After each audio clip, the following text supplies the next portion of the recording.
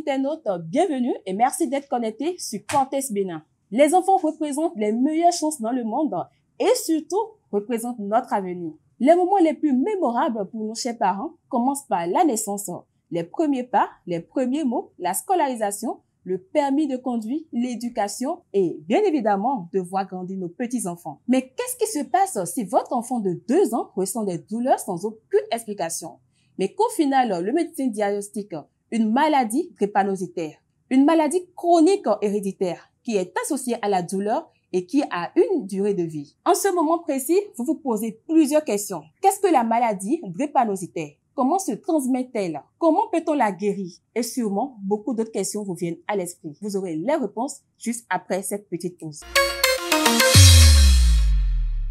13e numéro de votre émission Tout savoir. Aujourd'hui, nous recevons pour vous sur ce plateau Dr Jocelyne Zissou.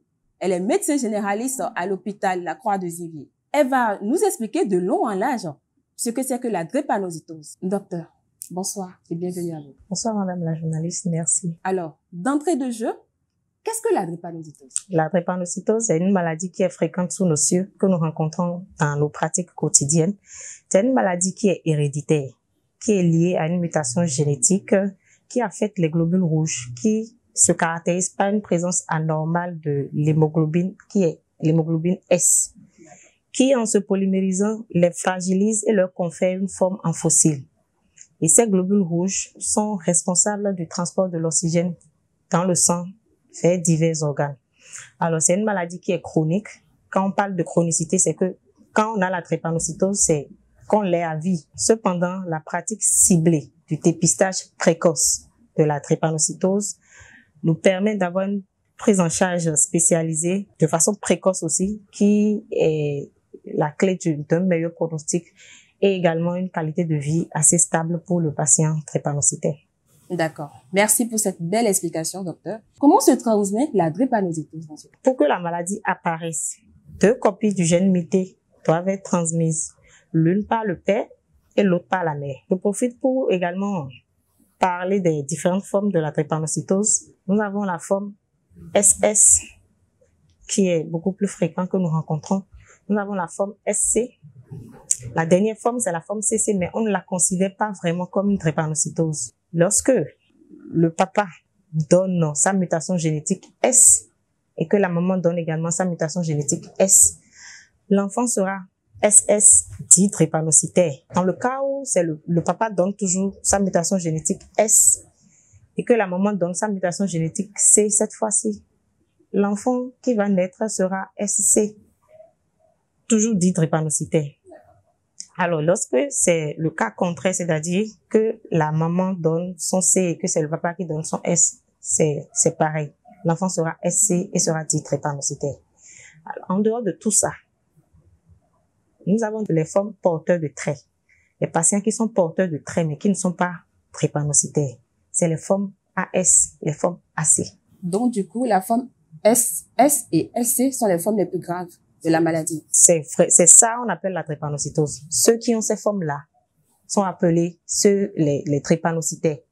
Alors, pour les cas dont j'ai parlé tout à l'heure, les AS et les AC, ils sont juste porteurs de traits. Ils ne sont pas des drépanocytaires. Ce qui voudrait dire que lorsque le papa donne sa mutation génétique S et que la maman donne l'hémoglobine normale, le A, l'enfant sera AS, sera dit porteur de traits et non drépanocytaire. Ce serait pareil dans le cas lorsque le papa va donner son A et que la maman va donner son C. L'enfant sera AC, porteur de traits, pas drépanocytaire. Et que ça soit la forme AS, que ça soit la forme AC, ces 2 formes sont porteurs de traits et ils sont éventuellement amenés à transmettre leur mutation génétique à leur génération future. Je profite en même temps pour expliquer un peu les associations que nous pouvons avoir. Lorsque les parents sont porteurs de traits, pour souffrir de la drépanocytose, il est nécessaire que les 2 parents aient au moins une copie mutée du gène. Ce qui voudrait dire, si je prends un exemple des parents qui sont AS, les 2 parents sont porteurs de traits, ils peuvent ne manifester aucun symptôme. Mais ils ont 25% de malchance, d'avoir des enfants drépanocytaires. Et ce risque est élevé à 50% lorsque l'un des parents est drépanocytaire, c'est-à-dire SS ou SC, et le second parent est porteur de trait AS ou AC. D'accord, mais est-ce qu'avec les deux dernières formes, la forme AS ou AC, est-ce que ces individus portant ces gènes sont souvent malades comme les autres ou bien ressentent des symptômes liés aux formes graves? Non, je dirais non. Je dirais non. Ils ne ressentent aucune symptomatologie comme ceux qui sont porteurs réellement de ces deux mutations. Alors, par rapport aux associations qui sont possibles et qu'il faut peut-être encourager ou qu'il faut fortement déconseiller, lorsque les deux parents sont porteurs de traits, donc ça veut dire que l'un ou l'autre a au moins une copie, ces associations sont fortement déconseillées. Et lorsque c'est le cas où un des parents est drépanocytaire et que l'autre est porteur de traits, il faut également déconseiller cette association-là. Les associations qu'on peut permettre, c'est les associations comme les deux parents sont normaux, c'est-à-dire ils portent l'hémoglobine normale, AA et AA. Lorsque les deux parents sont AA, ça peut passer. Lorsque l'un des parents est porteur de traits drépanocytaires comme AS ou AC et que le second parent est normal à l'hémoglobine AA, ces cas-là aussi peuvent passer. Alors, je profite de l'opportunité qui m'a été accordée pour convier les jeunes en âge de procréer à se dépister pour un choix éclairé de partenaire de vie afin que la drépanocytose ne soit pas transmise en héritage aux générations futures. Merci docteur pour cette belle explication. Alors doit-on comprendre par là que la drépanocytose n'est pas la faute des enfants, mais par contre la faute aux parents? C'est effectivement la faute aux parents. Avant de se mettre ensemble, ils doivent nécessairement connaître l'état de santé de l'un ou l'autre. C'est très capital. Merci beaucoup, docteur. Nous sommes sur ce plateau avec docteur Jocelyne Zinsou. Elle est médecin généraliste à l'hôpital La Croix de Ziguinchor. Je profite également de l'occasion pour remercier le directeur et tout son personnel. Alors, docteur, nous allons continuer avec d'autres questions. Comment se manifeste la drépanocytose? La drépanocytose, je peux dire en elle-même, est son signe clinique. Alors, pour que ces manifestations soient effectives, ça passe par les facteurs favorisants de ces manifestations-là. Nous avons le stress, nous avons la chaleur, nous avons la fraîcheur. Les infections peuvent déclencher également ces manifestations-là. Nous avons la déshydratation, le port de vêtements trop serrés, qui peuvent également contribuer aux différentes manifestations que je m'en vais citer en même temps. Nous avons les crises douloureuses ostéo-articulaires. Nous avons le syndrome pied-main, une hémolyse qui peut être également associée à ces manifestations. Nous avons une anémie. Nous avons également l'augmentation de la rate que nous appelons la splénomégalie.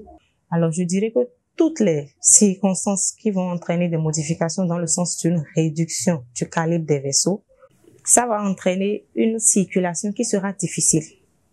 Alors, quand nous prenons l'exemple de la chaleur, ça entraîne le rétrécissement des vaisseaux.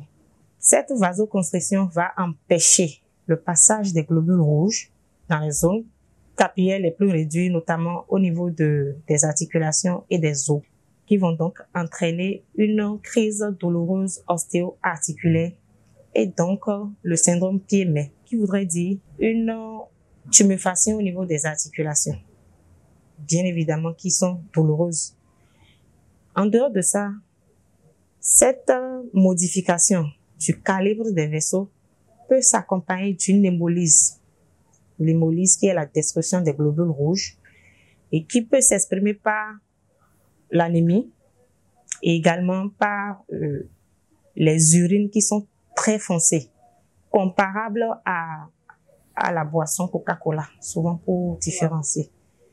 Alors, en dehors de ça, l'hémolyse qui va entraîner une anémie, et chaque patient drépanocytaire a un taux d'anémie qui lui est propre. Alors souvent, leur taux, ça tourne autour de 6, de 7, de 8. Ils arrivent quand même à supporter leur taux. Sans pour autant être malade tout le temps? Oui, sans pour autant être malade tout le temps. Avec donc les signes de décompensation de l'anémie, les signes, on peut avoir une fatigue intense, le patient qui n'arrive plus à respirer, qui est étouffé, tout ça, qui est fatigué. On sent que vraiment ce patient a besoin d'être transfusé. Et il faut rapidement transfuser, lui donner du sang, transfuser ce patient. C'est vrai que toutes ces manifestations sont liées aux facteurs qui déclenchent. Et bien évidemment, pour permettre aux patients de se retrouver, il faut prendre en charge ces manifestations-là. Et pour que ces manifestations ne soient pas répétées, il faut que le patient drépanocytaire ait une bonne hygiène de vie, c'est-à-dire il faut éviter le stress, éviter tous ces facteurs qui vont entraîner ou qui vont permettre de déclencher ces manifestations-là chez eux. Je disais tout à l'heure qu'il faut que le patient drépanocytaire ait une bonne hygiène de vie, éviter le stress, c'est-à-dire prendre la vie du bon côté comme tout le monde, et éviter la chaleur, éviter la fraîcheur, dormir sous moustiquaire, et il faut également avoir une attention particulière sur il y a des vaccinations que ces patients-là doivent faire pour éviter des infections à répétition à certains germes donnés, parce qu'ils sont sujets à faire beaucoup plus d'infections à certains germes que les autres enfants qui ne sont pas malades. D'accord. Merci beaucoup pour l'explication. Alors, doit-on comprendre par là que les symptômes varient en fonction du patient et en fonction de l'organisme? Oui, ces symptômes varient d'un patient à un autre. Aujourd'hui, vous pouvez recevoir un patient avec uniquement les crises douloureuses ostéo-articulaires, et une autre fois, les patients qui peuvent venir avec une hémolyse, par exemple. Donc, à chaque patient, il y a des symptômes donnés. En parlant de prendre la vie du bon côté, comme on voit déjà nos jeunes frères le faire pratiquement tout le temps, est-ce qu'il y a une alimentation adaptée au cas de drépanocytose? Il n'y a pas vraiment une alimentation adaptée, mais c'est vrai que ces sujets-là doivent éviter de manger n'importe comment, de manger n'importe où. Parce qu'il y a une bactérie appelée les salmonelles qui peuvent s'avérer graves chez ces patients-là. Donc, manger sainement, tout ce qui est bien préparé, tout ce qui est bien cuit. Est-ce qu'on peut avoir 2 exemples d'aliments déjà très importants dans l'alimentation d'un cas drépanocytaire? Ils peuvent manger les fruits et les légumes. Bien évidemment, ils doivent bien laver les fruits là et les légumes. Ils mangent normalement comme nous tous. Mais il y a des choses, par exemple, les produits laitiers ils doivent vraiment faire attention à ces produits-là. Qu'est-ce que vous avez à dire à ces couples qui se disent aujourd'hui, oui, je suis AS, mon conjoint est également AS. Mais puisque la technologie a évolué, à l'hôpital, on saura trouver une solution. Est-ce que c'est vrai? Est-ce que ces personnes pensent bien? Ou c'est quoi votre avis sur ce sujet? Je déconseille cette union-là, formellement. Parce que c'est vrai, les progrès évoluent, la science évolue, tout ça. Mais chez nous ici, nous n'avons pas encore évolué jusqu'à ce point-là. Donc, je dirais non à ces couples qui se disent, voilà, il y aura une solution. Alors, je pourrais peut-être rappeler ou bien tirer l'attention sur le fait que, déjà qu'ils sont déjà ensemble, ils veulent pas se laisser. OK. Au cours de la grossesse, il y a des examens qui peuvent être faits entre 2 mois, 3 mois, pour voir si le fœtus sera drépanocytaire. Mais ce n'est pas encore disponible chez nous. D'accord. Merci beaucoup, Dr. Jocelyne. Alors, une dernière question. Comment prévenir cette maladie? La prévention de cette maladie, cette maladie qui est la drépanocytose, passe d'abord par le fait que 2 individus qui doivent se mettre ensemble doivent connaître ou doivent se rendre à l'hôpital pour se faire dépister, pour connaître leur statut électrophorétique. C'est très important, avant même qu'ils n'aillent plus loin dans la relation. Souvent, de nos jours, on rencontre beaucoup de jeunes couples qui se mettent ensemble sans se soucier de leur état de santé. Alors, et ils se mettent dans la relation, et c'est quand ils arrivent à un niveau où peut-être ils veulent faire le mariage qu'ils commencent à courir pour se faire des bilans. Et là, c'est déjà trop tard. On est déjà à la porte du non-retour. Avant même qu'on en arrive là, il faudrait que déjà dès le début de la relation, qu'on puisse quand même se dire, voilà, il faut que j'aille faire des examens pour que je puisse connaître mon état, et toi aussi fais pareillement, avant qu'on aille plus loin dans la relation. Ça, c'est le point capital. Avant même qu'on en arrive au fait que, voilà, finalement, on a évolué dans la relation, et c'est au moment de faire le mariage qu'on se rend compte que voilà, je suis AS et l'autre est peut-être fait même la maladie, c'est-à-dire a les 2 mutations génétiques, est drépanocytaire. Là, on se dit, voilà, on s'aime, on ne peut plus aller et on ne peut plus se retourner et on se plonge dedans pour après donner des enfants malades. Dans une famille où les cas de drépanocytose ont été diagnostiqués, les futurs parents peuvent bénéficier de conseils génétiques spécialisés et à eux maintenant de prendre une décision.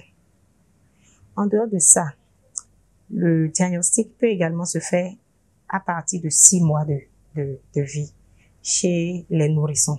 À partir de 6 mois, on peut déjà faire le dépistage de cette maladie-là. Et ça passe par, l'objectif est de permettre une prise en charge spécialisée et précoce.